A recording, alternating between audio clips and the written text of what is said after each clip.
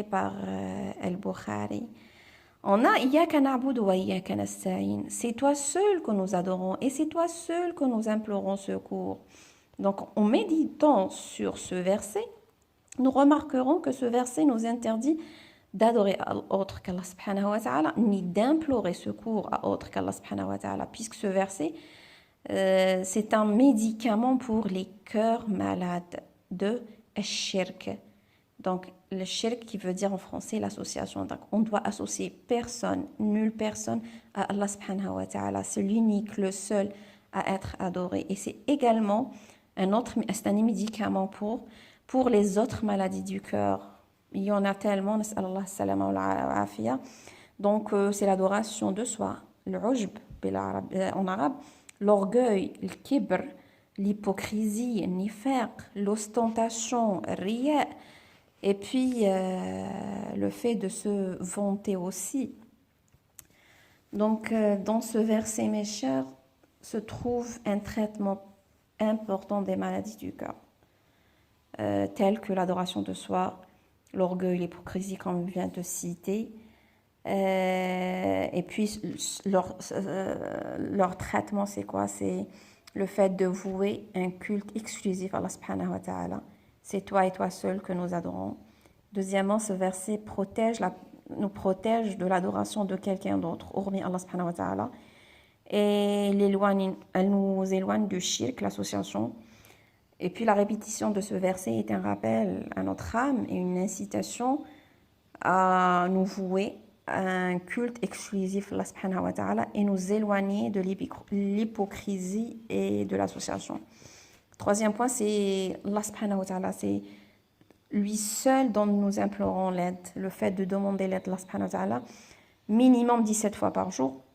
Donc, ça nous fait sentir, il faut sentir ça, il faut se sentir chaque prière, mes chers sœurs. Il ne faut pas la réciter ou le dire comme ça sans y penser profondément de ce qu'on est en train de dire. Et j'en suis sûre qu'après ces méditations, vous allez d'une manière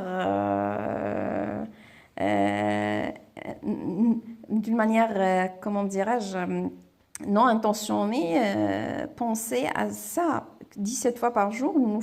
Elle nous fait sentir notre faiblesse, notre besoin permanent d'Allah subhanahu wa ta'ala.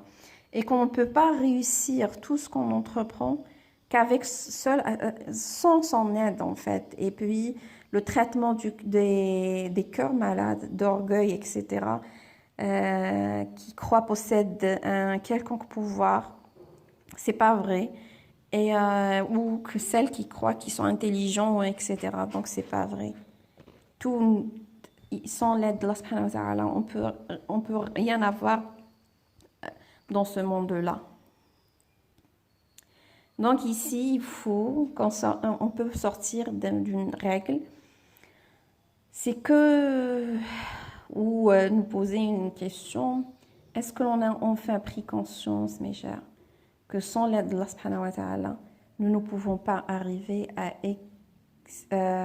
exaucer nos vœux, ni à atteindre le succès, ni le bonheur que nous souhaitons. Il faut être conscient de ça. C'est pour ça qu'il faut toujours, dans n'importe quelle situation, se diriger vers Allah subhanahu wa ta'ala, le louer, le prier, l'adorer, lui demander à lui seul. Ihdina as-sirat al-mustaqim, guide-nous vers le droit chemin. Donc, montre-nous, aide-nous à être et à rester jusqu'au jour où on va te rejoindre. Donc, le droit chemin, c'est quoi? C'est l'islam. La voie claire qui nous mène droit vers la bénédiction de Allah subhanahu wa ta'ala et son paradis. Et nul d'entre nous ne peut être heureux sur cette terre que sur ce chemin-là, la voie de la rectitude. Donc, quand on demande à Allah subhanahu wa ta'ala de nous guider, il faut savoir qu'il y a deux types de guidance. Quels sont ces deux types, mes chers? C'est une guidance générale pour tous les humains et qui se fait à travers les prophètes qui apprennent aux gens leur religion.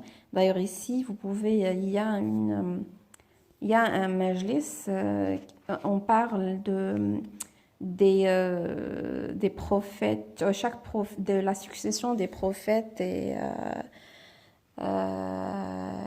l'importance de cette guidance à travers eux jusqu'à retrouver l'islam. Vous pouvez le trouver sur la chaîne. Donc Allah subhanahu wa ta'ala dit Inna hadaynahu sabila imma shakiran wa imma kafura. Nous l'avons guidé dans le chemin, qu'il soit reconnaissant ou ingrat. Dans Surat Al-Insan, verset 3.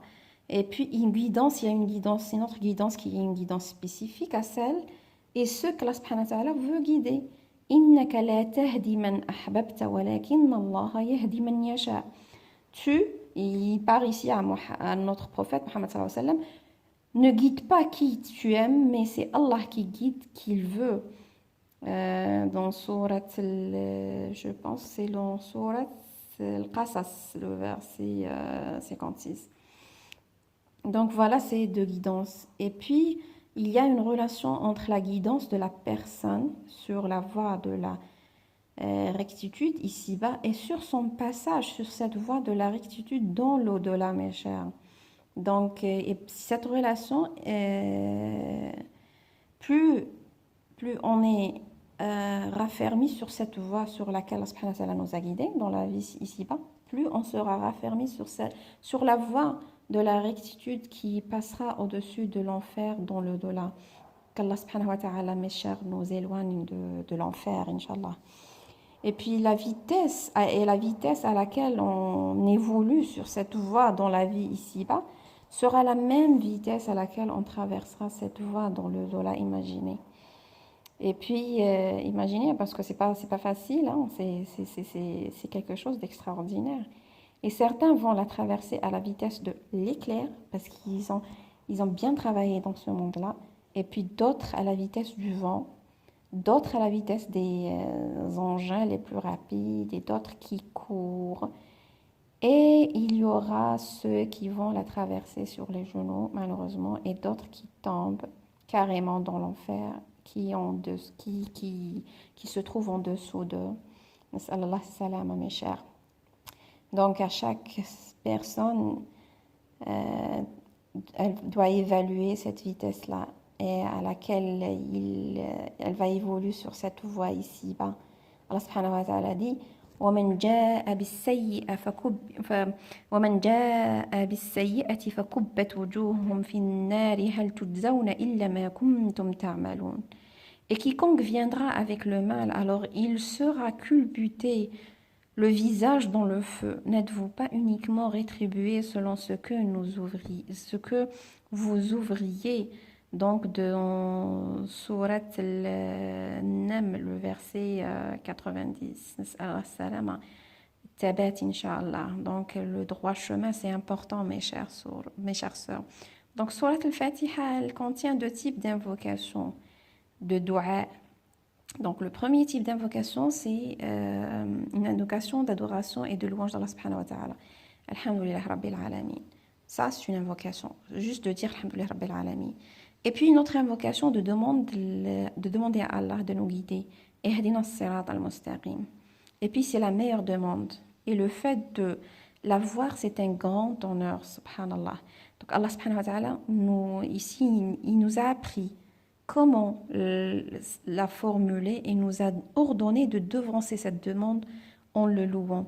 Donc, dans chaque doua, dans chaque chose, il faut demander, il faut utiliser ces deux invocations. Et donc, à chaque fois que l'on veut demander quoi que ce soit, il serait souhaitable de le faire, de commencer par ces deux doigts, faire des louanges. Alhamdulillah, alladhi kafani wa awani wa at'amani wa saqani wa alladhi manna alayya fa afdala a'udhu bika minan nar. Les louanges sont Allah, il me suffit, il est le seul à éprouver de la compassion à mon égard. C'est lui qui m'a donné l'eau et la nourriture, louange à Allah qui m'a offert les faveurs, etc., etc. Donc c'est ça.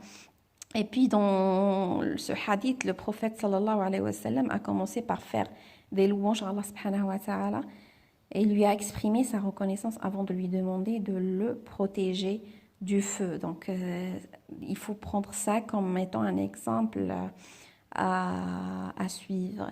La guidée de Allah subhanahu wa ta'ala, mes chers, est un grand bienfait. Elle est très importante. Et là, il faut que se pose la question, est-ce que la personne guidée a un rôle dans cette guidée? Donc, est-ce qu'on a un rôle ou c'est Allah subhanahu wa ta'ala qui va la faire?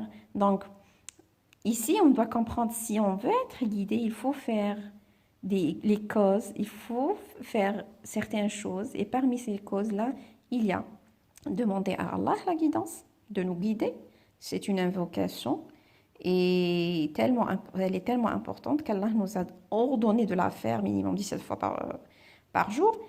Deuxièmement, la sincérité, il faut qu'on soit sincère dans l'intention, dans nos intentions, de le fait de vouloir cette guidée. C'est pas de le demander comme ça, mais faut sentir ce besoin-là pour l'avoir et être conscient qu'Allah subhanahu wa ta'ala seul qui va nous la donner.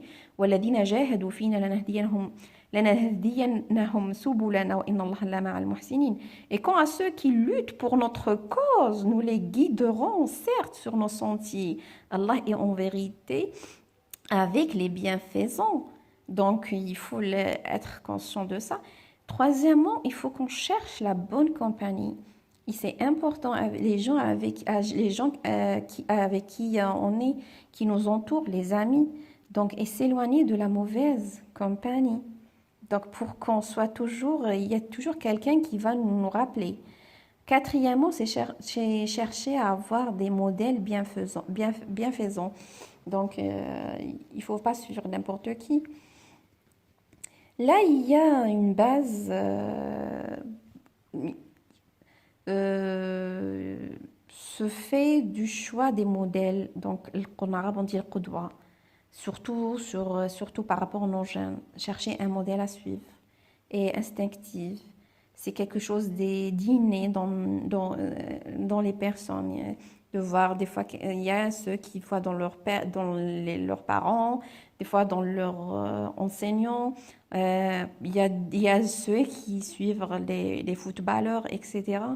Donc, il faut qu'on soit conscient et on doit travailler avec les jeunes pour savoir quel genre, quel choix, quel modèle il faut suivre.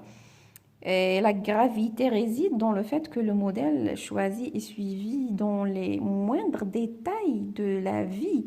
Comment il s'habille, comment il se peigne, sa coupe de cheveux, comment il parle, dans tout. Et je pense que vous avez tous vu ça.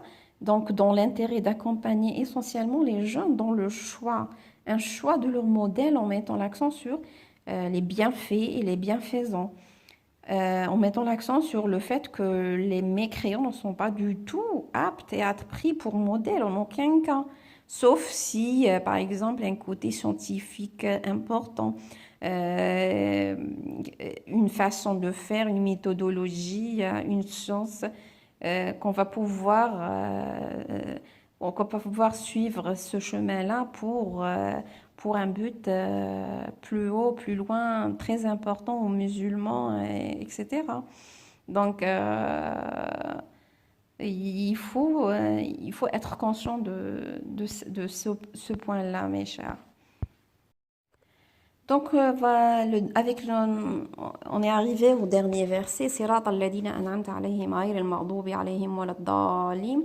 Chemin de ceux que tu as comblés de faveur, non pas de ceux qui ont encouru ta colère, ni des égarés. Donc, on a vu que le chemin de ceux qui tu as comblés de faveur, ils sont les prophètes, les véridiques et les martyrs, comme nous le montre le verset. Les prophètes, les véridiques, les martyrs et les vertueux, dans Surat Nisa, verset 69,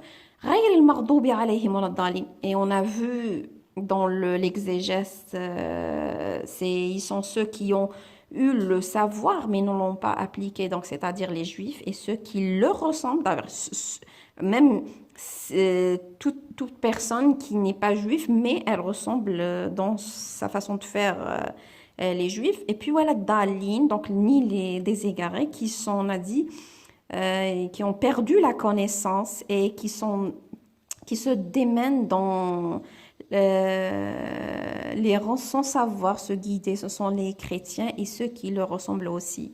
Donc, cette invocation est un traitement aussi pour les maladies du cœur, d'ignorance, donc de déni et d'égarement.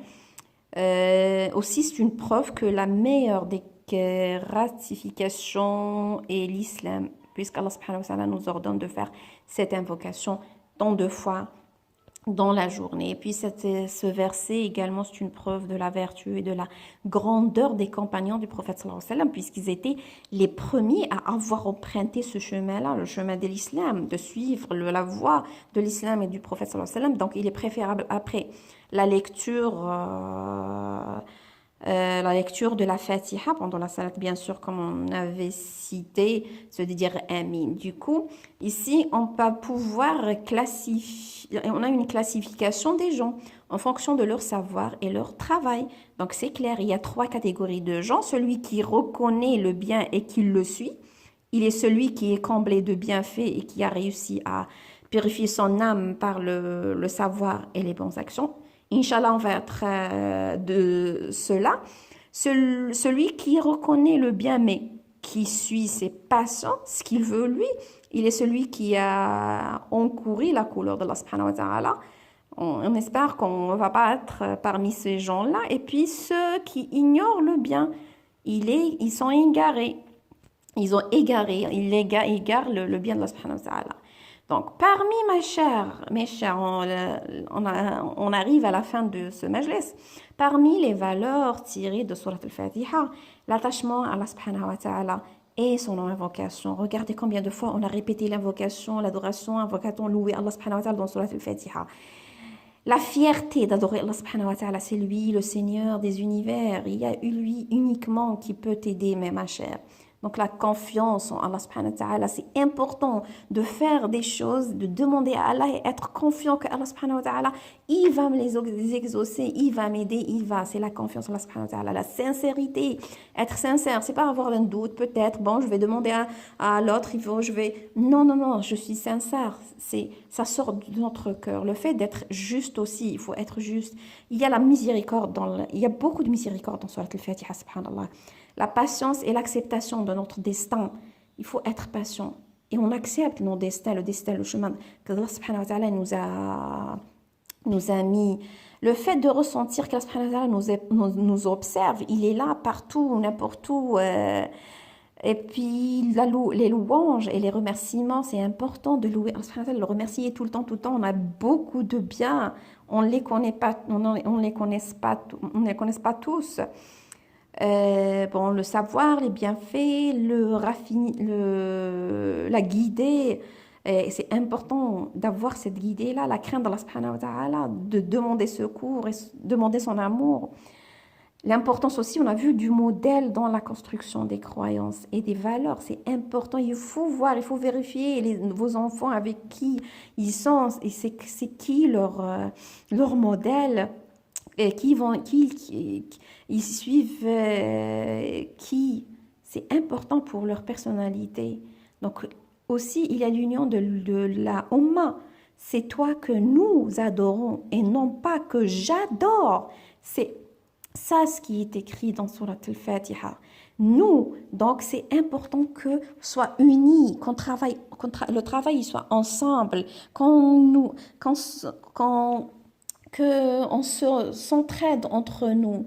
Donc c'est ça, l'union, c'est l'union qui fait la force. Le fait d'être humble, c'est très important. Donc Surat al-Fatiha, c'est un dialogue, mes chères sœurs, c'est un dialogue entre nous et notre créateur, Allah subhanahu wa ta'ala. Est-ce qu'on ressent ces louanges-là vraiment, ces remerciements que nous récitons dans chaque prière? Est-ce que l'on ressent les réponses d'Allah subhanahu wa ta'ala? Est-ce que tu vois, ma chère sœur, que ce que tu demandes, il y a des réponses dans ton quotidien? Est-ce qu'on ressent la miséricorde de Allah subhanahu wa ta'ala? Est-ce que tu vois dans ta vie cette miséricorde? Est-ce qu'on ressent la fierté d'adorer Allah subhanahu wa ta'ala? Je suis fière, je suis bien, je suis à l'aise, je suis comblée d'adorer Allah subhanahu wa ta'ala, le Seigneur des univers. C'est lui qui nous a créés tous.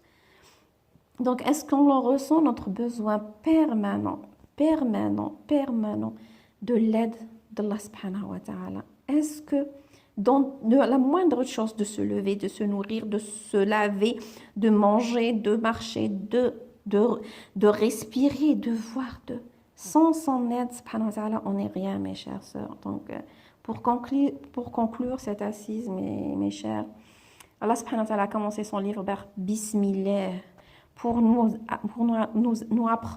apprendre à tous de commencer tout ce que l'on fait. Donc, tout ce qu'on entreprend par ce mot-là, Bismillah, demandant ainsi son aide. Allah subhanahu wa ta'ala s'est fait des louanges à lui-même et nous a ordonné de lui faire ces louanges. Donc, il faut les faire tout le temps, alhamdoulilah. Et puis, la certitude de la royauté totale d'Allah subhanahu wa ta'ala, le jour de la rétribution et qui va nous juger sur nos actes. Surat al-Fatiha nous éduque et nous apprend comment invoquer Allah subhanahu wa ta'ala, mes chers. Donc, pratiquer ces invocations. Et la vraie guidée, c'est qu'il faut y croire que c'est la guidée d'Allah subhanahu wa ta'ala. Donc, voilà, Et puis, la cause de la déviance de la voie de la rectitude est soit l'ignorance, soit le fait de s'accrocher à ces fausses croyances, malheureusement. Donc, c'est la fin de ce majlis. Enfin, j'ai essayé de faire court, mais bon, c'est tellement important, Surat al-Fatiha, il y a puis tellement d'idées derrière que peut-être on peut y rester encore plus longtemps. On va s'arrêter là et en espérant qu'Allah subhanahu wa ta'ala accepte nos bonnes œuvres et nos adorations en le louant toujours, bien sûr, le maître de l'univers. هذا أستغفر الله لي ولكم والحمد لله رب العالمين والصلاة والسلام على أشرف المرسلين.